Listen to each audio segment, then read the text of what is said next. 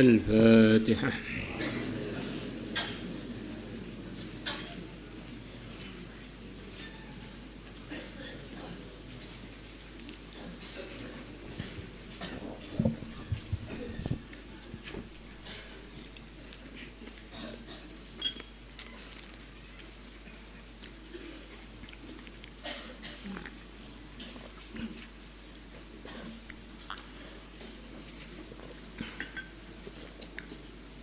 Saya mana? Abdullah bin Amr.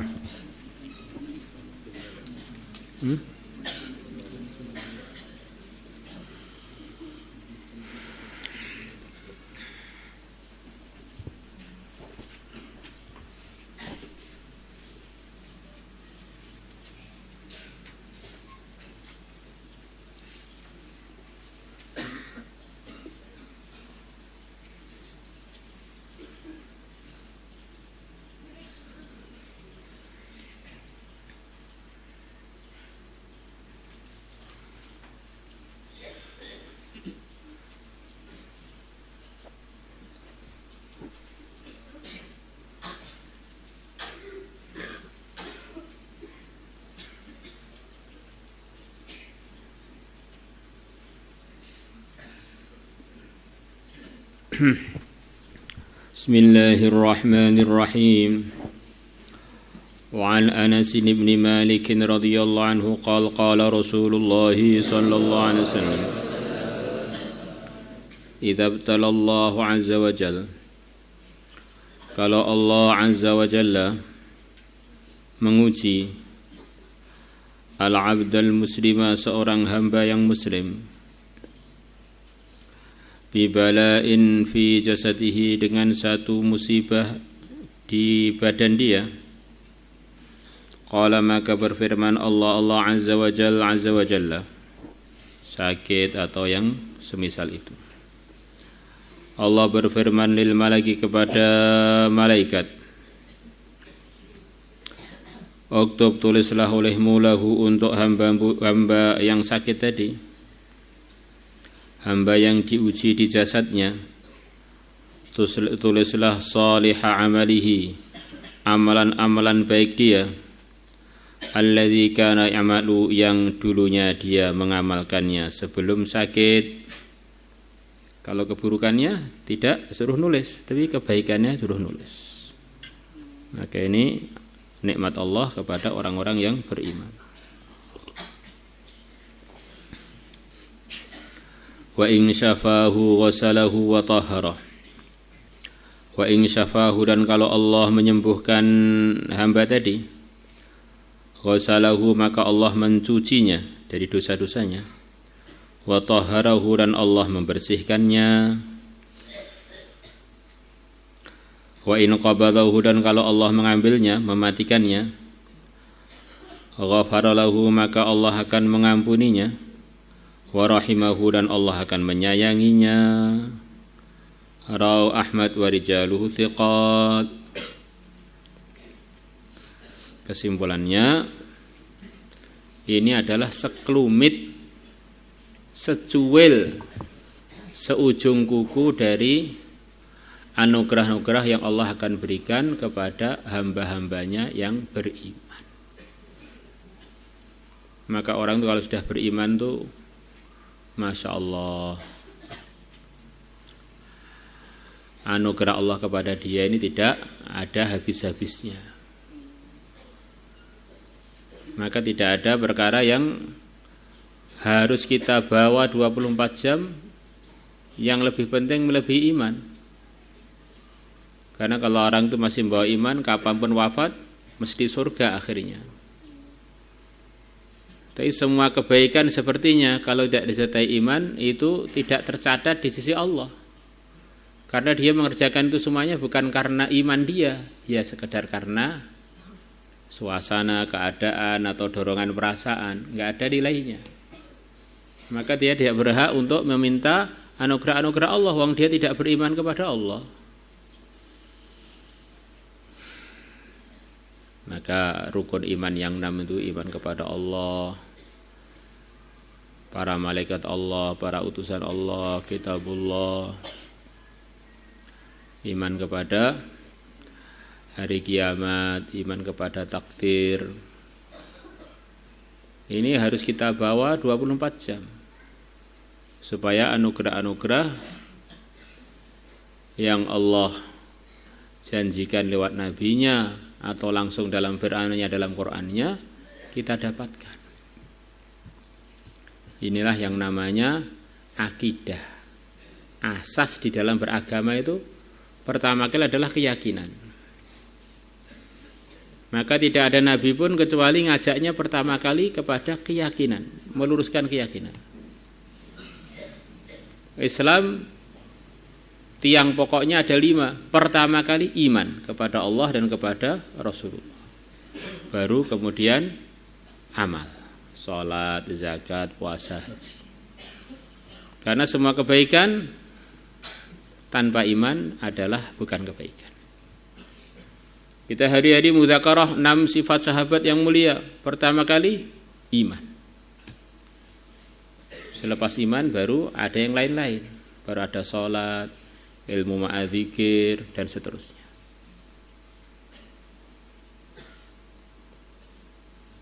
Maka orang itu harus paham mana yang asas, mana yang selepas asas baru diterima. Yang asas adalah urusan iman. Yang dalam penjabarannya dalam pelajaran kita, akidah 50 itu harus benar-benar difahami dan diyakini. Sifat wajib bagi Allah berapa? 20. Kemudian sifat mustahil bagi Allah 20. Akhirnya 40. Sifat jaiz bagi Allah 1. Fi'lu kulli mumkinin. Kemudian sifat wajib untuk Rasul berapa? 4. Akhirnya berapa? 49. 45. Sifat mustahilnya berapa? 4. 49. Sifat mustahilnya berapa? 1. Pas akidah 50. Ya Allah.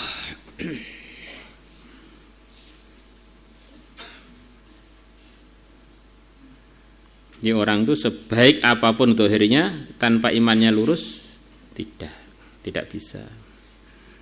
Ada 3 orang di puncak kebaikan tetapi imannya rusak. Dia kerjakan bukan karena Allah. Ini bagian dari iman rusak adalah begitu itu. Selain Allah itu kan hanya makhluk. Kalau kita amal untuk selain Allah itu kan salah alamat. Satu orang yang korban sampai habis-habisan, hartanya sampai habis-habisan, habis beneran. Satu orang yang berjuang sampai mati dalam perjuangan. Satu orang yang ahli ilmu sampai dia jadi masyhur dalam urusan keilmuannya. Di 3-tiganya ini bukan karena Allah, imannya enggak benar. 3-tiganya dipersilahkan masuk neraka. Maka kalau orang itu maksudnya amal, hidup itu maksudnya amal, masuk neraka. Maksud hidup itu adalah ridhonya Allah. Ridhonya Allah dalam iman disempurnakan dengan amal. Kita beramal itu karena di dalam amal ada ridhonya Allah. Kalau orang buat amal ternyata enggak diridhoi Allah, ya itu bukan maksud. Ada amalan-amalan yang zahirnya baik, tapi dilaksanakannya tidak sesuai prosedur, sebagaimana cerita 3 orang tadi. Akhirnya tidak mendatangkan ridhonya Allah, malah mendatangkan murkanya Allah. Wa kharraja Ibnu Abi Dunya wa Tabarani bi isnadihima an Ibnu Mas'ud radhiyallahu anhu qala Rasulullah sallallahu alaihi wasallam ajabun lil mu'mini, menakjubkan bagi orang yang beriman. Maksudnya beliau heran atau takjub kepada keadaan orang yang beriman. Wa jaza'ihi, dan mengeluh dia minas saqami, dari sakit. Saya heran orang iman tuh kok sakit kok ngeluh.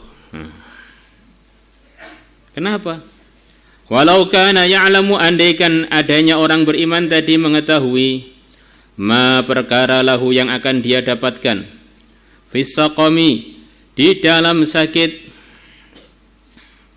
ahabba ayyakuna fi'il madi, ahabba, maka dia akan menyukai, bukan ahabba tafdhil, ini ahabba fi'il madi, ahabba yuhibbu, ahabba, maka dia akan mencintai, ayyakuna saqiman, untuk dia sakit, ad-dahra, sepanjang tahun atau sepanjang masa.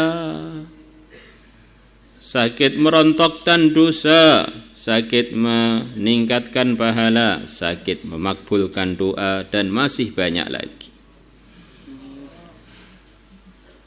Di sebagai nasihat kemarin, jangan cari masalah. Kita ini enggak sakit aja, rajin aja enggak, apalagi sakit.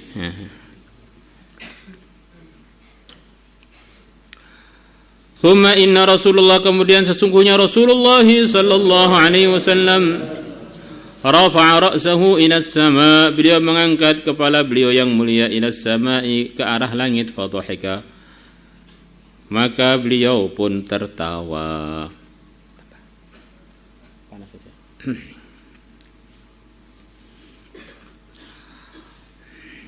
Faqila, ma, dikatakan, ya Rasulullah, wahai Rasulullah SAW, mimma. Jadi kalau mimnya itu enggak ada alifnya, berarti ini mimnya itu alifnya alif istifham. Amma yatasaalun. Kalau mimnya artinya ladzi atau artinya masdariyah, tetap panjang. Kok ini pendek, berarti mimnya ini mim istifham, huruf istifham yang dimasuki huruf jar, langsung alifnya dihilangkan dalam penulisan untuk membedakan dengan mim-mim yang selain mim yang istifham.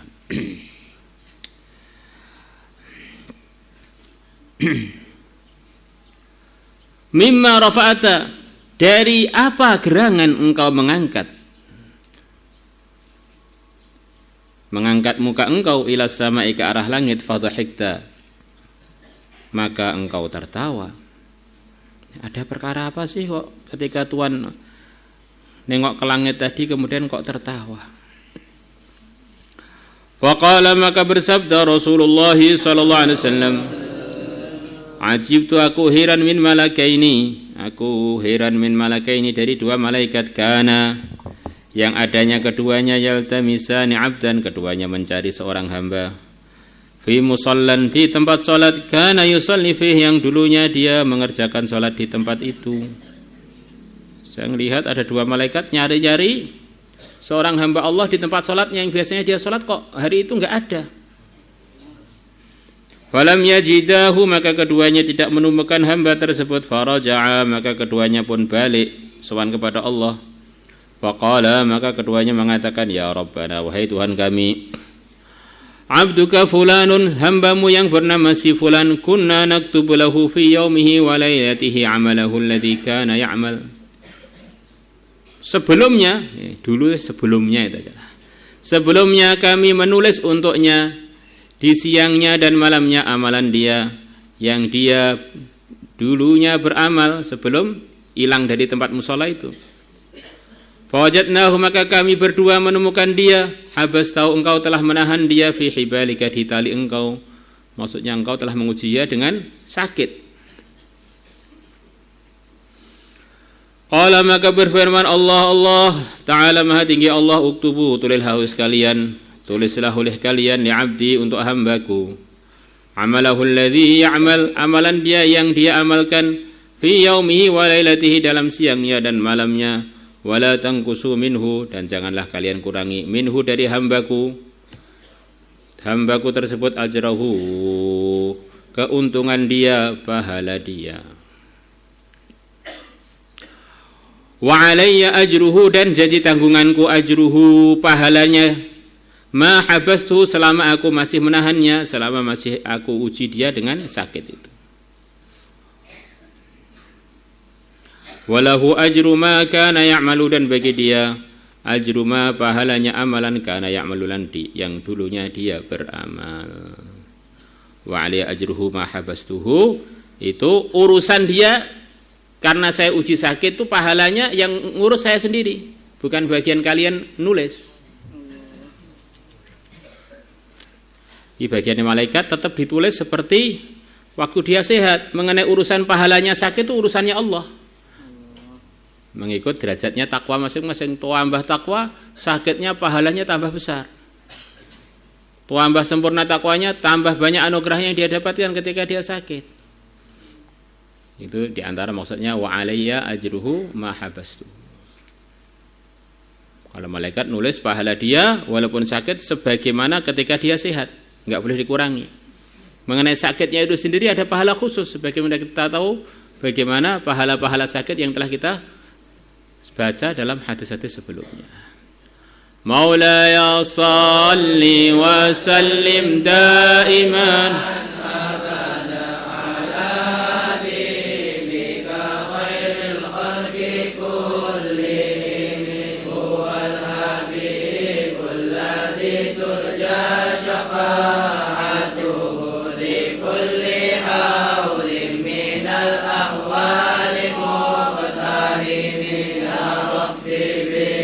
Mustafa balligh maqasidana ighfir lana ma madaya wasi'al karami ya arhamar rahimin ya arhamar rahimin ya arhamar rahimin farrij 'alal muslimin ya alimas sirri minna